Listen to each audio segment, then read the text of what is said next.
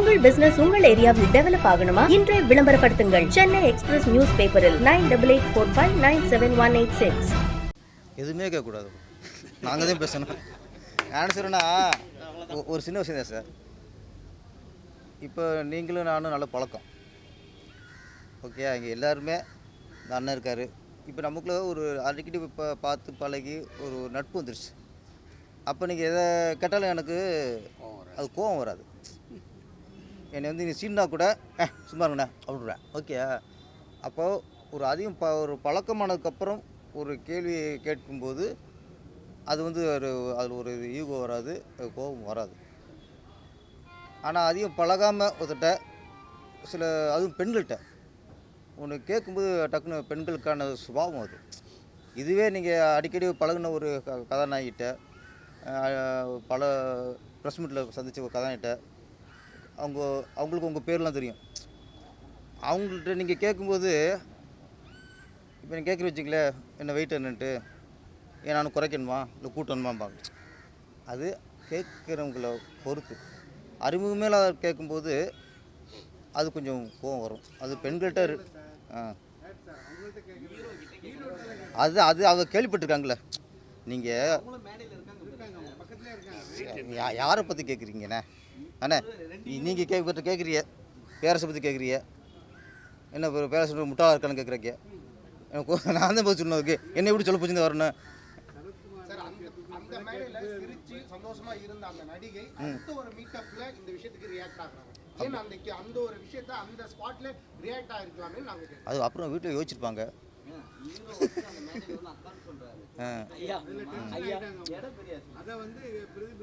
அண்ணா அண்ணா அவர் கேட்டது தப்பு இல்லைண்ணே, அவங்க கோவப்பட்டும் தப்பு இல்லைண்ணே.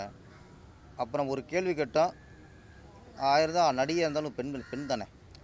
அப்போ நம்ம ஒரு கேள்வி வந்து அவங்கள வந்து கோவப்படுத்திருக்கு அப்படின்னு தெரிஞ்ச உடனே நம்ம ஆர்கியூ பண்ணிடக்கூடாதுண்ணே. அதானே, கேள்வியும் தப்பு இல்லை, அவங்க கோவப்பட்டும் தப்பு இல்லைண்ணே. இல்லை இல்லை என்ன இல்லை அங்கே அந்த அது அது அது ஓகே, அது ஓகேண்ணே. ஒரு 3வது மீட்டிங்கில் இருக்கட்டும். அவங்க ஒரு லேடிஸ் கோவப்படும்போது நம்ம அவங்க மனசு புண்பமாக இருந்தால் மன்னிச்சுங்கம்மா அப்படின்னா முடிஞ்சிருக்கும். அதுதான் மேட்ரு. நான் கேட்டு தப்பு இல்லைன்னு ஆர்குமெண்ட் பண்ணும்போது அது லேடிஸை போய் இதுக்கு ஆர்குமெண்ட் பண்ணணும். அதுதான் அங்கே தான் மிஸ்டேக், வேறு ஒன்றும் இல்லை. நான் வந்து கேட்டது தப்புன்னு சொல்ல, அவங்க கோவப்பட்டதும் தப்புன்னு சொல்ல, எல்லாம் நியாயம் தான். அந்த ஆர்குமெண்ட் போச்சு பற்றில அங்கே தான் அவங்களுக்கு 1000 தான் போகல சார். நீங்கள் மீடியாக்கள் சொல்கிறேன், எந்த ஆடியோ லஞ்சுக்கும் பார்த்தீங்கன்னா நீங்கள் எத்தனை பாருங்க, 10ல் ஒரு ஆடியோ லஞ்சுக்கு தான் கதாநாயகி வராங்க, ஏதாவது ஒரு ப்ரெஸ் மீட்டுக்கு தான் கதாநாயகி வராங்க. நீங்கள் இப்படிலாம் கேள்வி கேட்டு பண்ணிங்கன்னா நீங்கள் எதுவுமே வரவே மாட்டாங்க. அவங்க கதாநாயகி வர முடியும்னா லேடிஸை நம்ம வந்து அவங்க மேலே தப்பு தான் கூட நம்ம கொஞ்சம் அனுசரித்து அவங்கள இதுன்னு போயிடணும். நான் வந்து கேட்ட தப்புன்னு சொல்லவே இல்லை, இப்போ திரும்பி சொல்கிறேன், அவங்க கோபப்பட்டு தப்புன்னு சொல்ல, அந்த ஆர்குமெண்ட் போனது தான் தப்பாக போச்சு.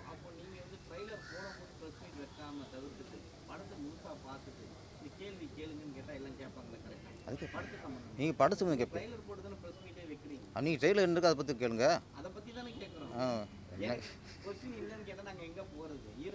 அதுக்காக சீண்டுங்களா எங்க நீங்கள்?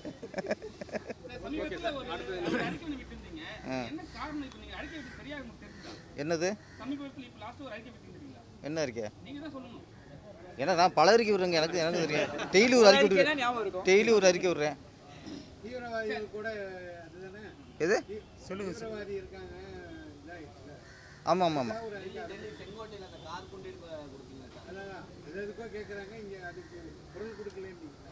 குரல் கொடுக்க சொல்லல, இறந்தவங்க சில அரசியல் தலைவர்கள் என்ன பண்ணுறாங்கன்னா இறந்தவர்களுக்கு இரங்கல் தெரிவிக்கிறாங்க, கொன்னாங்கல்ல அவங்களுக்கு கண்ணு தெரிவிக்க மாட்டேங்கிறாங்க. வித்தியாசம் இருக்கா? அப்போ இறந்து போன 13 பேருக்கு நாங்கள் இரங்கல் தெரிவிக்கிறோம், இது உயிரிழந்த நாங்கள் 12 பேருக்கு நாங்கள் இரங்கல் தெரிவிக்கிறோம், எல்லாம் ஓகே தான். கொன்னானே அந்த தீவிரவாதிகளுக்கு எனக்கு கண்டனம் தெரிவிக்கணும்னு வார்த்தை வருதான்னு பாருங்கள். எந்தெந்த அரசியல்வாதிட்டு வந்து அவங்கள தீவிரவாதின்னு எந்தெந்த வாயிலேருந்து வந்துச்சு பாருங்கள். நமக்கு என்னென்னா அவங்கள தீவிரவாதம்னு சொல்ல மாட்டேங்கிறீங்க, பயங்கரவாதம்னு சொல்ல மாட்டேங்கிறீங்க. ஆனால் செத்தவனுக்கு நீங்கள் அப்படி அவங்களுக்கு கண்டனம் தெரிவிக்காதவங்க வாய்கள் வந்து இறந்தவர்களுக்கு இரங்கல் தெரிவிக்க தேவையில்லை. யார் எல்லாம் தெரிவிச்சாங்களே. இரங்கலும் தெரிவிச்சிருக்காங்க, கண்டனம் தெரிவிச்சிருக்காங்க. அடியோடு அழிப்புன்னு ஒரு அமித்ஷா சொல்லியிருக்காரு. என்ன ஒருத்தர் விடமாட்ட சொல்லியிருக்காரு. அது இதெல்லாம் கண்டனம் தானே. அவங்களாம் மொத்தமாக அழிச்சிருவோங்கிறது என்ன கண்டனம் தான். அது கண்டனத்தோட பல மடங்கான வீரியமுள்ள வார்த்தை அது. நான் என்ன சொல்கிறேன், இந்தியாவில் இருக்கிற ஓட்டு உரிமை உள்ள அனைத்து பேரும், அதுக்கு மதம் இல்லை, ஜாதி இல்லை, மொழி இல்லை சார். இந்தியாவில் இருக்கிற எல்லாருமே இந்தியன் சார். அவனுக்கு இந்திய உணர்வு வேணும் சார். எந்த ஒரு இந்தியனுக்கு இந்திய உணர்வு இல்லாமல் நம்ம எதிர்நாடுகள் மேலே விசுவாசமாக இருக்கானோ அவன் எல்லாருமே தீவிரவாதிகள் சார். அவன் எல்லாமே பயங்கரவாதிகள் சார். அது பயங்கரமாக சொல்கிறேன் சார். நீ இந்தியாவில் படிச்சுட்டு இந்தியாவிலேயே எல்லா இந்திய மக்கள் வரிப்படத்தை படிச்சுவிட்டு நீ இந்திய மக்களை கொண்டுறனா அவன் யார் சார்? அவன் பாகிஸ்தானை விட மோசமானவன் சார். எதிர்நாட்டை விட மோசமானவன் சார்.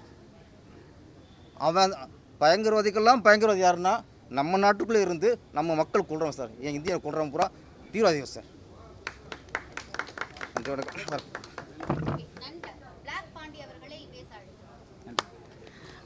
அன்பு உறவுகளுக்கு அண்டு பத்திரிகை உறவுகளுக்கு என்னுடைய மனமார்ந்த நன்றிகள். உங்கள் எல்லோரும் மாலை நேரத்தில் சந்தித்ததில் மகிழ்ச்சி. ட்ரம்ப் கார்டு இந்த படத்தில் வந்து நான் ஒரு முதன்மை கதாபாத்திரம் எனக்கு இயக்குனர் திரு ஜிஓ ராஜகோபால் சார் கொடுத்துருக்குறாங்க. அண்டு அதுக்கு தயாரித்து ஒரு நல்ல சம்பளத்தை வந்து சசி சார் கொடுத்துருக்காங்க. அந்த டீம் எல்லாருக்குமே நன்றி. இங்கே வந்து சிறப்பித்த எங்களுடைய திரை ஜாமவான்களுக்கு எங்களுடைய நன்றியை தெரிவிச்சுக்கிறேன். சகோதரர் பூலகம் ரவீனனுக்கும் என்னுடைய நன்றி. திரு கார்த்திக் சார் அவர்களுக்கும் நன்றி. எங்கள் டீம் எல்லாருக்கும் நன்றி. கணேஷ் பாபு அண்ணன், ஜிஎம் சாருக்கு, ஜிஎம் குமார் சார் எல்லாருக்கும் நன்றி. உங்களோட பயணிக்கிறதுல எனக்கு பெரிய மகிழ்ச்சி. இந்த படம் வந்து நான் வந்து இப்போது சமீபத்தில் வந்து உதவும் மனிதம் என்னுடைய அறக்கட்டளை மூலிமா வந்து ஒரு முன்னெடுப்பில் இலங்கையிலேருந்து ஒரு 4 மாணவிகள் வந்து சைதாப்பேட்டில் இருக்க அன்னை வேளாங்கண்ணி காலேஜில் வந்து படிக்க வச்சுருக்கேன். இது வரைக்கும் வந்து ஒரு 75 பேர்கிட்ட நம்ம படிக்க வச்சுருக்கிறோம், ஃபீஸ் கொடுத்துருக்கோம். அந்த மாதிரி எல்லா விஷயங்களும் எங்கள் ட்ரஸ்ட் மூலிமா உலகத்தில் இருக்கக்கூடிய நம்ம நண்பர்கள் தமிழர்கள் எல்லாருமே சப்போர்ட் பண்ணி அந்த விஷயத்தை இயங்கிட்டு இருக்கிறோம். இப்போ அந்த படிப்பினுடைய விஷயங்கள் படிக்கிறதுக்கு எவ்வளோ கஷ்டப்படுறாங்க அவங்க நாட்டில். இப்போ இலங்கையிலையும் வந்து இப்போ அண்ணன் சசி சாரும் இப்போ ராஜகோபால் சாருமே இலங்கை தான். அக்கரைப்பற்றுன்ற இடத்துலேருந்து ராஜகோபால் சார் இருந்திருக்கிறாங்க. நியூரெலியாவில் வந்து சசி சார் இருந்திருக்கிறாங்க. மலையகம் வந்து இலங்கையில் பார்த்திங்கன்னா ரொம்பவே கஷ்டப்பட்டுட்டு இருக்கிறாங்க. ஸோ மற்ற மாநிலத்தில் இருக்கிறவங்க வெளிநாடுகளில் போய் சம்பாரித்து தன்னுடைய ஊர்களையும் தன்னுடைய நாட்டு மக்களுக்கும் நிறைய உதவிகள் செஞ்சிட்ருக்கிறாங்க. அப்போ மலையகத்தில் இருக்கக்கூடியவங்களுக்கு இன்னும் அந்த அடிமைத்தனமான வாழ்க்கையை வந்து அவங்க அனுபவிச்சிட்ருக்காங்கன்றத ஒரு இலங்கையில் உள்ள திரு ட்ராட்ஸ்கி ஜட்ஜு ஐயா அவங்க மூலிமா அந்த விஷயங்கள் தெரிவிக்க போகும்போது நிறைய பிள்ளைகள் வந்து படிப்புக்காக இயங்கிட்டு இருக்காங்கன்ற விஷயத்தை தெரிஞ்சு என்னை நிறைய பேர் கேட்டாங்க, இந்தியாவிலே கஷ்டம் இருக்குது, நீ கூட இலங்கையில் போய் செய்கிறேன்னு கேட்டாங்க. அப்போது நான் ஒரே ஒரு விஷயம் தான் சொன்னேன், வாய்ப்பு கிடைக்குது இன்றைக்கி இலங்கையில், நாளைக்கு இன்னொரு இடத்துல இலங்கை இல்லாமல் வேறு ஒரு இடத்துல வாய்ப்பு கிடைச்சாலும் அதை செய்யலாமே, ஏன் இந்தியாவுக்கு தான் செய்யணும்னு கிடையாது. எனக்கு அதுக்கான வாய்ப்புகள் கிடச்சிது. எனக்கு அந்த காலேஜ் சீட்டை ஃப்ரீயாக கொடுத்த அன்னை வேளாங்கண்ணி சேர்மன் திரு தேவானந்துக்கு இந்த நேரத்தில் நன்றி சொல்லிக்கிறேன். ஏன்னா 20 சீட் கொடுத்தாரு. இந்த முறை வந்து 4 சீட்டு தான் கிடச்சிருக்கு. அடுத்த வருஷமும் 20 சீட் தரேன்னு சொல்லியிருக்கிறாங்க.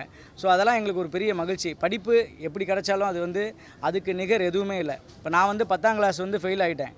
ஆனால் என் தங்கச்சியை நான் கிராஜுவேட்டாக படிக்க வச்சுருக்கேன், இன்ஜினியரிங் படிக்க வச்சுருக்கேன்றது எனக்கு ஒரு பெரிய பெருமை. அதனால் வந்து இந்த கல்வி மட்டும்தான் அடுத்த கட்டத்துக்கு போகுது. கல்வி இல்லைன்னா ஏதோ ஒரு பிடிப்பு இல்லாமல் அப்பப்போ தடங்கி கீழே விழுகிற மாதிரியே ஒரு சூழல் உருவாகிட்டே இருக்கும் ஒவ்வொரு மனிதர்களுக்கும். அதனால் இந்த கல்வி ரிலேட்டடான விஷயங்கள் எப்பயுமே எனக்கு மனசில் ஒரு ஆதங்கம் தாக்கம் இருந்துக்கிட்டே இருக்கும். ஏதாவது ஒன்று செய்யணும் அப்படின்ட்டு. ஏன்னா சமூகத்துலேருந்து எடுக்கிறோம், சமூகத்துலேருந்து சம்பாதிக்கிறோம், இந்த சமூகத்துக்கு ஏதாவது ஒன்று கொடுக்கணுன்றது ஒன்று இருக்குது எல்லாருக்குமே. அதனால் கடல் கடந்து வந்து நீங்கள் தயாரிக்கிறது சார் உங்களை மாதிரி. ஏன்னா இந்த இண்டஸ்ட்ரி சினிமா பத்திரிகை எல்லாருமே வாழ்கிறதுன்னு பார்த்தீங்கன்னா பெரிய படங்கள் பட்ஜெட் படங்கள் பெரிய பண்ணுறவங்க வந்து ஒரு சில பேர் தான். ஆனால் சினிமா உலகம் வாழ்கிறதுன்னு பார்த்தீங்கன்னா சிறு தயாரிப்பவர்கள் மட்டும்தான். அவங்க இல்லைன்னா எங்களை மாதிரி கலைஞர்கள் யாருமே பிழைக்க முடியாது. நான் வந்து விஜய் கிடையாது, விஜயண்ணன் கிடையாது, அஜித் சார் கிடையாது. ஒவ்வொருத்தரும் இந்த மாதிரி எல்லாரும் பார்க்குறவங்க எல்லாமே ஏன் இந்த படம் நல்லா இல்லை, ஏன் இந்த படம் நல்லா இருக்குன்னு எல்லாருக்கும் விளக்கம் கொடுக்க முடியாது. சில காலகட்டங்கள் சர்வைவலுக்காக கடந்து போக வேண்டியது இருக்கும். சில காரணங்கள் சில விஷயங்களை அந்த படைப்புக்காக உன்னதமாக நம்ம ஒர்க் பண்ண வேண்டியது இருக்கும். அது அந்த சூழல் தான் தீர்மானிக்கிறதே தவிர நீ ஏன் இந்த படத்தில் நடிச்சிருக்க, நீ ஏன் இந்த படத்தில் இல்லாமல் பண்ணியிருக்கலாமே அப்படின்ற எல்லாருக்குமே இருக்கும். இப்போ அண்ணன் பூலகம் ரவியனை வந்து இந்த நேரத்தில் அந்த கண் கலங்க வந்தார், அதை நிறுத்திட்டார். என்ன காரணம்னா இந்த சேரநாட்டு யானத்தந்தம் படத்துக்காக அவர் பல நாள் ரிலீஸுக்காக போராடி இருக்கிறார். அந்த விஷயங்களை கொண்டு வந்து சேர்க்கறதுக்கு சரியான ஆட்கள் இல்லை. அப்படின்னும் போது ஒரு இறைவன் வந்து ராஜகோபால் சார் மூலிமா சசி சார் அனுப்பி அவருக்கு இந்த வாய்ப்பை ஏற்படுத்தியிருக்கிறது. இதுதான் பிரபஞ்சம் செய்யக்கூடிய விஷயம். அப்போ இப்போ நம்ம பிஆர்ஓ அண்ணன் தலைவர் சொன்னார், இங்கே குறைகள் நிறையா இருக்குது. உண்மையிலேயே இது குறைகள் தான். ஏன் இதை நிறையா பார்க்கக்கூடாது? இந்த மைக் வச்சது தப்பு தான், இப்படி ஒரு விஷயத்தை செஞ்சது தப்பு தான். ஆனால் சிஸ்டம் நேற்று நைட்டு தான் இவங்க சார் சொல்லியிருக்காரு ப்ரெஸ் மீட். அந்த ஒரே நாளில் இவ்வளோ தூரம் ஆர்கனைஸ் பண்ண கார்த்திக் பிரதருக்கு நான் நன்றி சொல்லிக்கிறேன். அது கிடச்ச இடம் இவ்வளோ தான். இன்றைக்கி பழைய சோறு தான் கிடச்சிதுன்னா அதை வச்சு சந்தோஷப்பட்டுக்குவோம். நாளைக்கு பிரியாணிக்காக தான் உழைக்கிறோம். சினிமாவில் எல்லாருக்கும் பிரியாணியும் கிடச்சிடாது, பழைய சோறும் கிடச்சிடாது. நம்ம வெளியில் பார்த்தீங்கன்னா நல்லா டிஷர்ட் போட்டிருப்போம், உள்ள ஜட்டி கிழிஞ்சிருக்கு, ஒவ்வொருத்தனுக்கு உள்ளே இருக்க கலைஞர்களுக்கு தான் தெரியும். அதனால் இங்கே வந்திருக்கிற ஒவ்வொருக்குமே அது பொருந்தும். அதனால் தயவுசெய்து எப்பயுமே குறை இந்த உலகத்தில் குறை இல்லாமல் கிடையாதுங்க. ப்ளஸ் அண்ட் மைனஸ் இருந்துக்கிட்டே தான் இருக்கும். முடிந்த அளவுக்கு எல்லாத்தையும் பாசிட்டிவாக அணுகி அந்த விஷயத்தை இப்போ ட்ரம்ப் கார்டு போட்டுருவான். எனக்கே பயம் இருந்துச்சு, ட்ரம்ப் கார்டு நாளைக்கு யூஎஸில் போகும்போது எங்கேயோ உள்ளே விட்டுற மாட்டாங்களோ அப்படின்னு. உண்மையிலே அதெல்லாம் கிடையாது. அவர் செய்த விஷயம் சரி அப்படின்னு சொல்கிறது தான் இந்த படமாக இருக்குது. ஏன்னா எதிர்த்தரப்பு இப்போ சகோதரர் கேட்டார் கேள்வி நாயகன், நம்மளுடைய அவரை தான் முன்னாடி எப்பயுமே கூட்டு வந்து என் படத்தப்போ உங்களை முன்னாடி பக்கத்தில் வச்சு ஒரு கேரக்டர் கொடுத்து நடிக்க வச்சு உங்களை நான் வந்து பேட்டி மற்றவங்களை கேட்க வைப்போம். இல்லை கேள்வி கேட்டால் தான் தெரியும். அந்த பக்கத்துலேருந்து பார்க்குறது வேறு, இந்த பக்கத்துலேருந்து பார்க்குறது வேறு.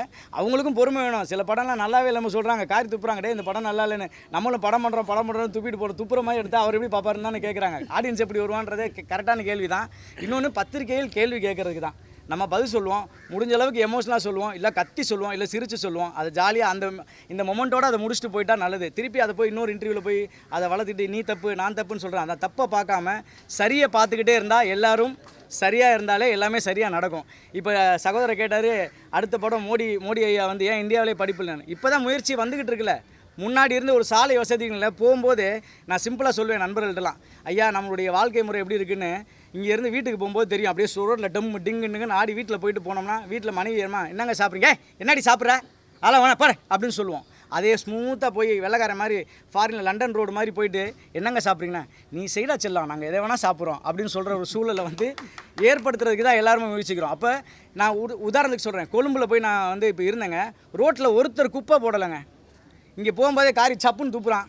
அப்போது இங்கே தாண்டி இன்னும் கஷ்டப்படுது அங்கே உள்ள. இல்லை நான் சொல்லிடுறேன், இல்லை இப்போ நீங்கள் பத்திரிகை இவெல்லாம் கேள்வி கேட்டதுக்கும் எங்களுடைய படைப்பும் ஒருத்தர் வந்து அவருடைய குறையை சொல்லிட்டு போயிட்டாரு. ஐயா நீங்கள் காலி பண்ணுறத விடையா நான் காலி பண்ண போகிறேன். நீங்கள் ஒவ்வொரு அந்த கேள்வி நாயகன் ஒவ்வொரு ப்ரெஸ் மீட்லேயும் அவர் சவுண்டை தான் கேட்பேன்.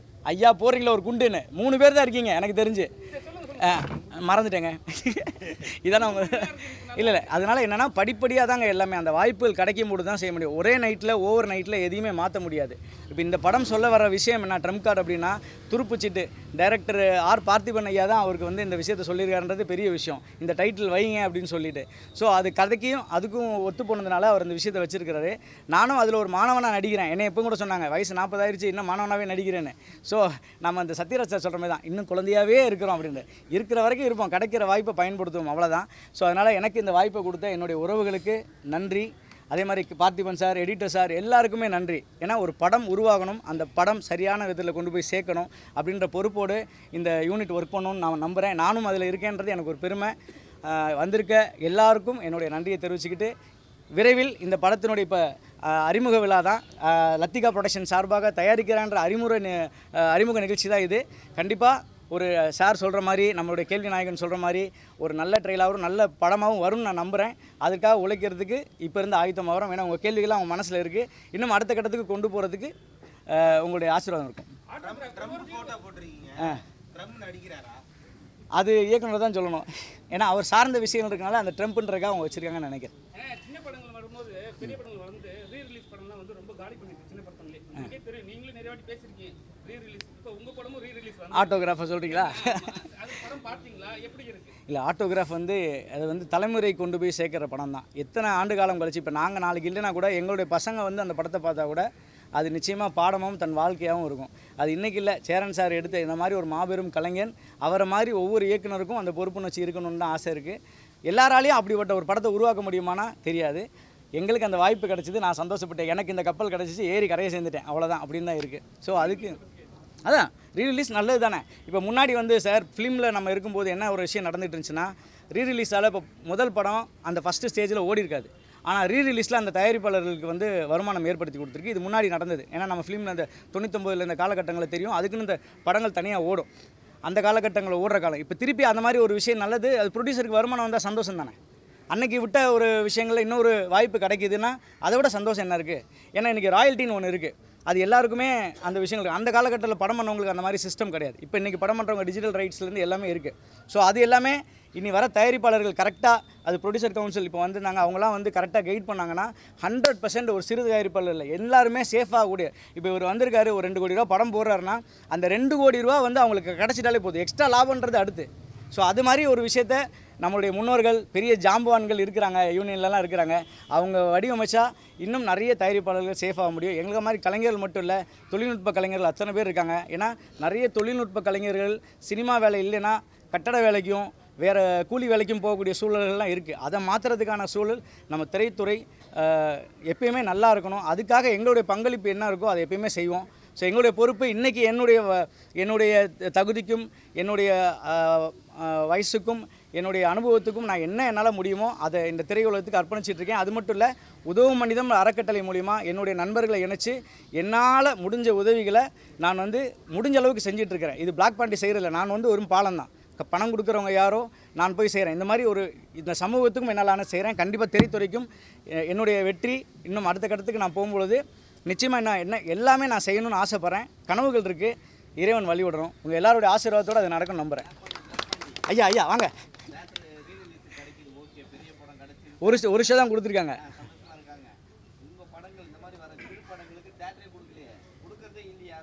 இல்லை அதுதான் இப்போ பேச வேண்டிய இடத்துல நான் இல்லையே. நான் தயாரிப்பாளர் சங்க தலைவராக இருந்தாலோ இல்லை நடிகர் சங்க தலைவராக இருந்தாலும் நான் அதை தான் முன்னெடுத்து பேசலாம். இப்போ தான் நான் மெம்பர் ஆகி உள்ள நல்ல மெம்பராக சேர்த்துருக்காங்க. நீங்கள் கேள்வி கேட்குறக்கு நான் பதில் சொல்லி வெளியே போடான்னு சொல்கிற மாதிரி ஆயிடக்கூடாது.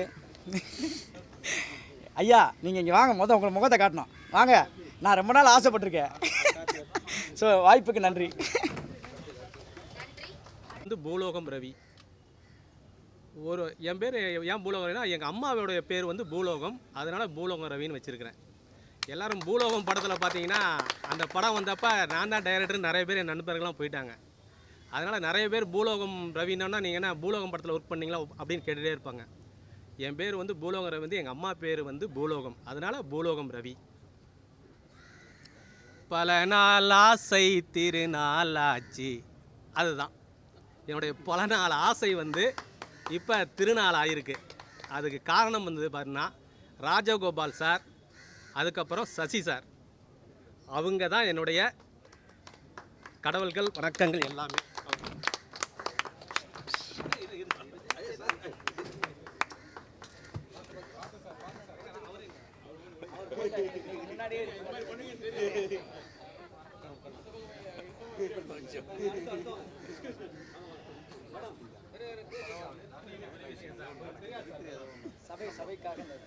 சபைக்காக அப்படின்னு கிடையாதுங்க.